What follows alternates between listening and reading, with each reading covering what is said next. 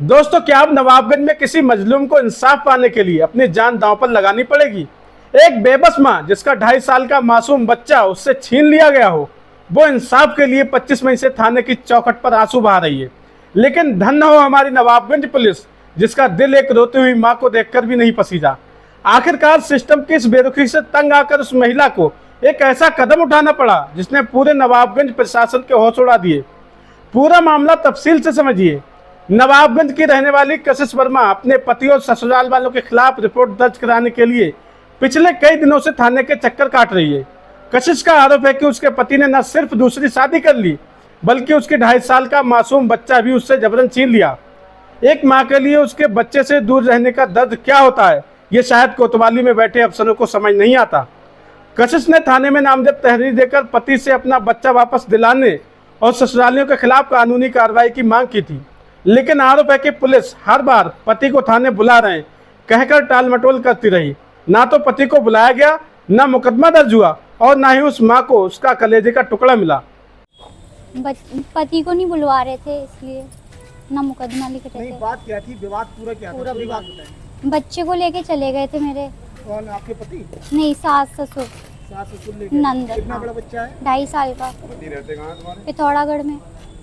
तो क्यों ले गए? क्या बात, पहले से कोई विवाद चल रहा था तुम लोगों की? हाँ, उनने दूसरी शादी कर ली है।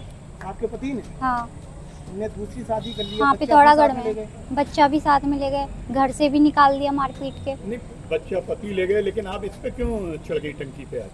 मुकदमा नहीं लिख रहे थे और मेरी सुन भी नहीं रहे थे, ना पति को बुलवा रहे थे। हाँ, आई थी मैं। इंस्पेक्टर साहब से मिली थी इनसे? हाँ, मिली थी। कितने दिनों से आ रही थाने कार्रवाई? 25 तारीख से आ रही हूँ, आज 8 तारीख हो गई। 12 दिन हो गए। क्या कहना था पुलिस का? उनने कहा बुला लेंगे लड़के को, आ जाएगा। वो आ ही नहीं रहा वहाँ से। अब क्या रहा? अब क्या बात? अब 2 दिन का टाइम दिया है। सोमवार को भी कशिश कई घंटों तक थाने में बैठी रही, लेकिन जब पुलिस ने उसकी एक ना सुनी तो परेशान और हताश होकर वो शाम के वक्त थाने से कुछ ही दूरी पर बनी एक पानी की टंकी पर चढ़ गई।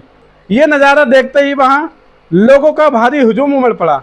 मौके पर पैनी नजर सामाजिक संस्था की अध्यक्ष एडवोकेट सुनीता गंगवार, तहसील के अधिकारी और कई अधिवक्ता पहुंचे और महिला को समझाने की कोशिश करने लगे।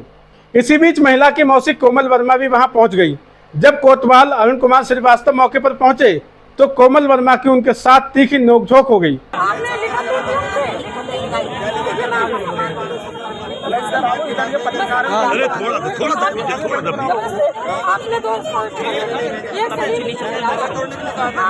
काफी हंगामे और जल्द कार्रवाई के आश्वासन के बाद महिला को सुरक्षित नीचे उतारा गया।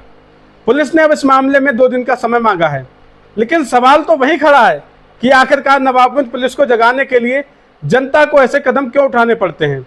चाहे नवाबगंज का तहसील प्रशासन हो या पुलिस, ऐसा लगता है कि दोनों से ही जनता का भरोसा उठ चुका है। अभी 2 दिन पहले ही संपूर्ण समाधान दिवस के मौके पर अधिवक्ताओं ने तहसील प्रशासन के खिलाफ जमकर नारेबाजी की थी और अब पुलिस की इस सुस्ती ने आग में घी का काम किया है। आखिर इन बंद कमरों में बैठे अधिकारियों को जनता का दर्द कब दिखाई देगा? 2 दिन का समय पुलिस ने मांगा है और अब स्टार न्यूज भारत की नज़र इस बात पर है कि उस माँ को उसका 2.5 साल का बच्चा और हक का इंसाफ कब मिलता है। साथियों, पुलिस की टाल मटोल वाली कार्यशैली पर आपकी क्या राय है? कमेंट बॉक्स में अपनी राय जरूर दें और इस वीडियो को इतना शेयर करें कि सोए हुए अधिकारियों की नींद टूट सके। देखते रहिए स्टार न्यूज भारत। मैं हूं परवेज अंसारी। मैम, जब ये टंकी पे चढ़ी हुई थी, आप भी वहाँ पर पहुँचे, काफ़ी प्रयास किया आपने उतारने का, पूरा मामला क्या आपको? ऐसा था, मैं अपने ऑफिस में बैठे, मैं तो जा रही थी अपने घर बरेली जा रही थी। मुझे फ़ोन किया कि ऐसा ऐसा एक मामला, एक लड़की टंकी पे चढ़ गई। तो मैं तहसील आई। जब देखा, मैंने कहा ये लड़की 2 दिन पहले मेरे पास आई थी। इनके बीच में जो पारिवारिक विवाद चल रहा है, पति पत्नी का विवाद है, तो उसके चक्कर में सास ननद से भी लड़ाई हो रही है। वो दूसरे पक्ष को भी मैंने बुलाया था। तो मैंने कहा भाई दोनों लोग बैठ के आपस में क्या फैसला करो या एक रास्ता निकालो। वही रास्ता निकालने को उन्होंने कहा, मुझसे हेल्प मांगी कि मैम आप रास्ता नहीं। मैंने कहा ठीक है, मैं दोनों पक्षों से बात कर रही हूँ और दोनों लोग भाई बैठो, तो तभी कोई रास्ता। हाँ, मैं कोई अगर महिला जाती है, उसकी शिकायत पर कोई कार्रवाई नहीं होती है, परेशान होकर मजबूरन चढ़ रही है, तो नहीं, एक चीज़ मैं आपको बताना चाहूँगी कि इनका 2025 में भी मुकदमा लिखा गया था दहेज उत्पीड़न का, उन्हीं परिवार वालों पे, ससुराल वालों पे। तो उसके बाद दोबारा तहरीर, जैसा कि पुलिस ने बताया है, कोतवाल साहब ने बताया, तो ये चीज़ें, ये जानकारी में मेरे नहीं था कि इनके ऊपर दहेज का मुकदमा दर्ज है पहले से, फिर उसमें कंप्रोमाइज़ हो गया था इनका। तो उसके बाद जो है इनका ये है कि पति इनको रख नहीं रहा है, ये सच्चाई है कि ये दर दर भटक रही है। और दूसरी चीज़ है, बच्चा उनके पास है। अब ये बच्चा भी चाह रही है, जाहिर सी बात है कि माँ बच्चे के बिना कैसे रह लेगी, तो बच्चा तो माँ के पास, और हमारा कानून भी कहता है कि 7 साल तक का बच्चा माँ के पास ही होता है। तो इस चक्कर में मैंने इनकी ननद से भी कहा था कि आप अपने भाई को बुलाइए, विवाद आपके भाई और उसकी पत्नी के बीच में है।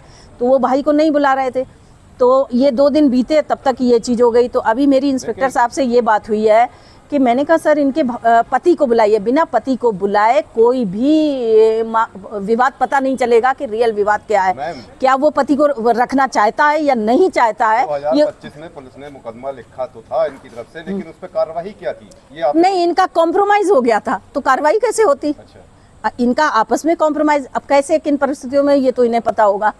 तो अभी जो करंट में इंस्पेक्टर साहब ने कहा है, तो उन्होंने कहा कि पति को बुलाते हैं, तभी उस पर जो है उसका व्यू सुनना पड़ेगा कि वो क्या चाहता है। नहीं, ये नौबत आ गई उसके बाद में टंकी पे चढ़ने की नौबत आ गई। हाँ, टंकी पर ये गुस्से में ये चाह रहे, इनका बच्चा नहीं मिल रहा। एक महिला, एक लड़की बिल्कुल परेशान होगी अगर उसका बच्चा भी नहीं होगा, जाहिर सी है उसके अंदर फ्रस्ट्रेशन आएगा, और फ्रस्ट्रेशन किसके प्रति आएगा? पुलिस के प्रति ही आएगा।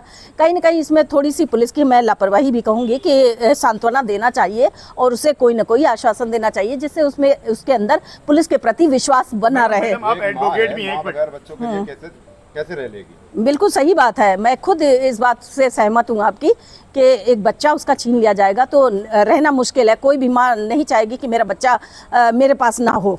मैडम, ये नीचे उतर के आई टंकी से, आप भी वहाँ मौजूद थी, बहुत सारी भीड़ थी, तमाम लोग इकट्ठे थे, मीडिया के लोग, पब्लिक के लोग। उसके बाद इंस्पेक्टर साहब का जो व्यवहार था, कोमल जी चूँकि चेयरमैनी का चुनाव लड़ चुकी हैं, एक प्रतिष्ठित महिला है, तो इनके प्रति जो व्यवहार हमने देखा, एकदम एग्रेसिव हो गया इंस्पेक्टर साहब। ये सब कुछ देखिए, दोनों लोग एग्रेसिव थे। अब इनके बीच में जो कहा सुनी थी, कुछ पहले के मैटर थे, उसकी मुझे जानकारी नहीं है। तो गुस्सा इनके अंदर भी था, गुस्सा उनके अंदर भी था, तो ये गुस्से का एक परिणाम था। और उसके बाद तो फिर काफ़ी चीज़ें उन्होंने सहूलियत से बात करी है, और मैंने कहा देखिए कार्रवाई तो करनी पड़ेगी। एक लड़की बेघर है, इस समय दर दर भटक रही है, तो उसे कहीं ना कहीं तो उसे न्याय मिलना चाहिए। कहना चाहिए जो तनातनी हुई थी दोनों के बीच में, वो अंदर ऑफिस में बैठे कुछ हद तक खत्म हो गई। खत्म हुई, देखो चीज़ें खत्म होती हैं, ऐसा नहीं होता है। तनातनी हमेशा मेंटेन रहती है और अंदर भी तनातनी नहीं, कुछ चीज़ें होती हैं, एग्रेशन एक क्षणिक होता है, उस समय हो जाता है। क्या बातें हुई इनकी, पहले की क्या बात थी, इसकी मुझे जानकारी नहीं है। तो ये चीज़ें होती रहती हैं, एग्रेशन होता है, ख़त्म भी होता है।